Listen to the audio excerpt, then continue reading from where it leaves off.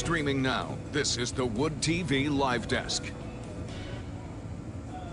And good morning, everyone. Phil Penarski here with the Wood TV Live Desk. Hope you're all having a great start to your Thursday. And of course, we are preparing for blizzard-like conditions coming up over the next couple of days. And dealing with that, we were issued a blizzard warning. So to break it all down for us, we are joined once again with Storm Team meteorologist Sarah Flynn. Sarah, thank you so much for coming on and really helping us out, really understand what's going to be happening over these next couple of days. Yeah, busy couple of days, and I know it comes at quite literally the worst time. We were just talking about that. Yes, no, absolutely. And of course, we've been staying on top of this. You and the Storm team have been consistently bringing up all the latest data, monitoring all the storm systems that are moving through the area.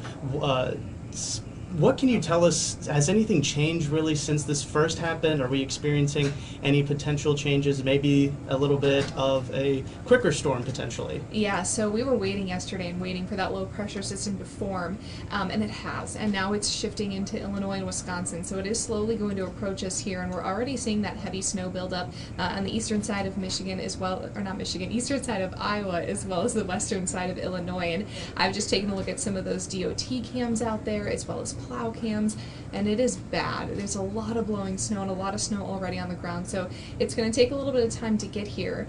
We can show a storm track live here so you can get a better grip on that. Starting to see some flurries kind of build up in northern Michigan, but again, it's going to take some time for it to get here. If you have any last minute errands or quick travel plans, definitely do those within the next few hours. I'd say we're starting to see some of those flurries develop later on this afternoon. So if you haven't heard already, we obviously do have that blizzard warning for counties west of 131. It officially will go into effect at 4 p.m. today. A little bit of a misconception with that is that at 4 p.m. we'll start seeing blizzard conditions. That's not the case. That's likely when we'll start to see some of that snow falling across the area. So the blizzard or blizzard conditions, high winds, low visibility, will really develop into those overnight hours. And this does last through Christmas Eve at 7 p.m. So something to take into account if you have travel plans that day as well.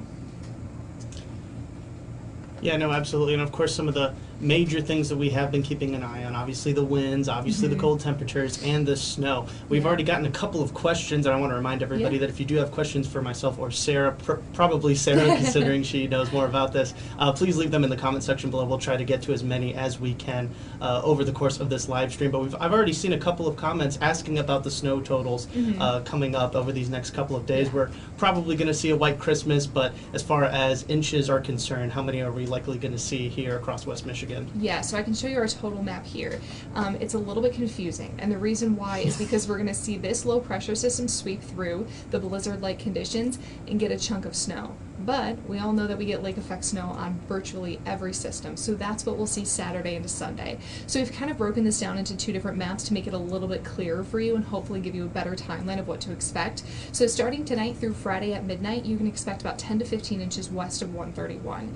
Unfortunately, it's going to be really hard to measure because we're going to have a ton of blowing snow. So you may look out your window and see potentially a 5 or 6 foot drift. Doesn't mean you had 5 or 6 feet of snowfall though. Off to the eastern side, about 6 to 10 inches. When all of this is said and done, and we include the lake effect snow that we're seeing both Saturday and Sunday, potentially even Monday morning, but it should be pretty light by then, we could see anywhere from 15 to 20 inches in those counties in that blizzard warning or west of 131, and then to the east about 10 to 15. So virtually, to break it down, we're going to see about 5 inches or a little bit more than that of lake effect snow over the weekend, but the bulk of it is certainly going to fall tonight into Friday. Yes, now, and once again, Phil Penarski here with the Wood TV Live Desk, being joined by Storm Team meteorologist Sarah Flynn. We're breaking down what we're going to be seeing over the next couple of days. We're calling it the Christmas week storm of 2022. It is very reminiscent of past winter storms as far as what I've been told. You know, we had the big blizzard in '78 and, of course, the Groundhog Day blizzard in 2011. From your own personal perspective, what are some of the things that are similar with this storm? And, you know, is it going to be, a lot of people are asking, is this going to be as severe as maybe what we saw a couple of decades ago? Well, one thing to remember is no two storms are alike.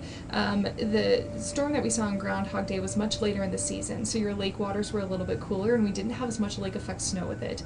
This time around, it'll kind of be a little bit prolonged in that way, but when we talk about in terms of blizzards, there are certain requirements that we have to meet, and those requirements are blowing or falling snow. So technically falling snow isn't even a requirement to be in a blizzard warning. You need visibility a quarter of a mile or less, and then you need sustained wind speeds at 35 miles per hour or greater, or gusts of 35 or greater pretty consistently every 5 minutes. All of that cumulatively has to happen for 3 hours or more. So we're pretty confident that we're going to see those conditions for at least several hours on Friday, which would meet the requirements. That being said, I know it's been a decade since we've really been under this. You may not recall it. Maybe you didn't live here. I certainly didn't live here 10 years ago.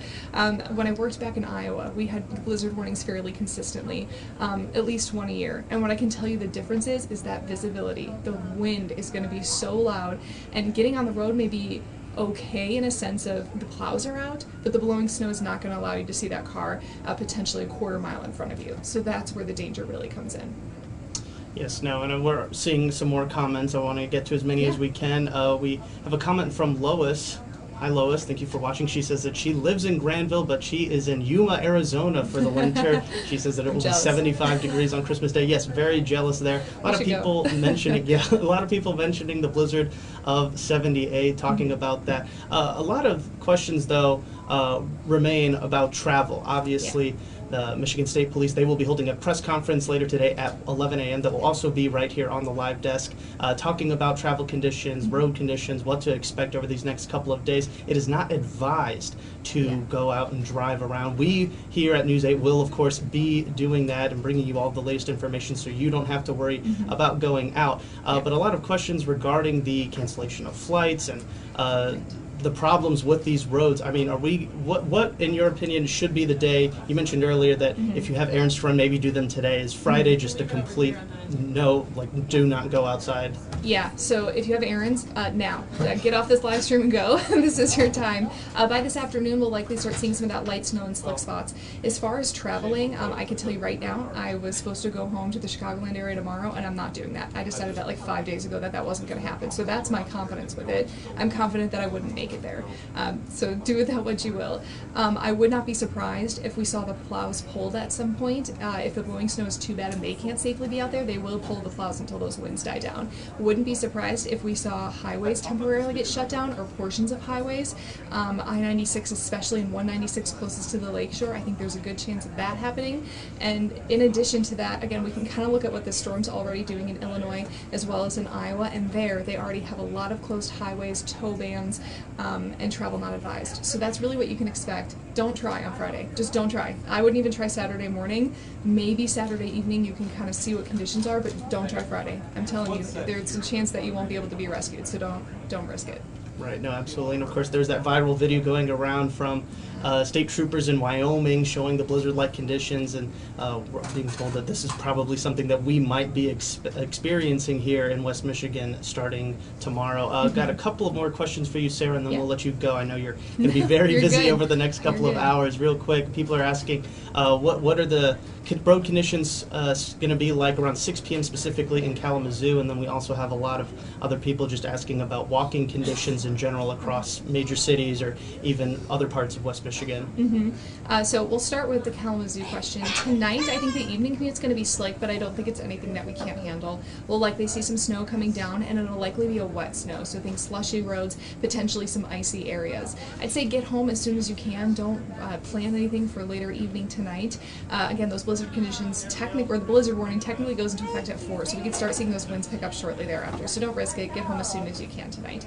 As far as traveling across the Midwest, that's I think a misconception is, oh, I'll get out of Michigan, I'll be good because I won't have to deal with the lake effect. Not this time around. It's going to be hard in Indiana, especially northern Indiana, into Illinois, portions of Ohio, even the eastern side of the state will eventually see this storm. So again, I know it's awful. Christmas is my favorite holiday, but if you can just wait a couple days for the storm to kind of clear out, it is going to be worth it. It's not worth the risk to try to travel very far, especially on Friday into Saturday.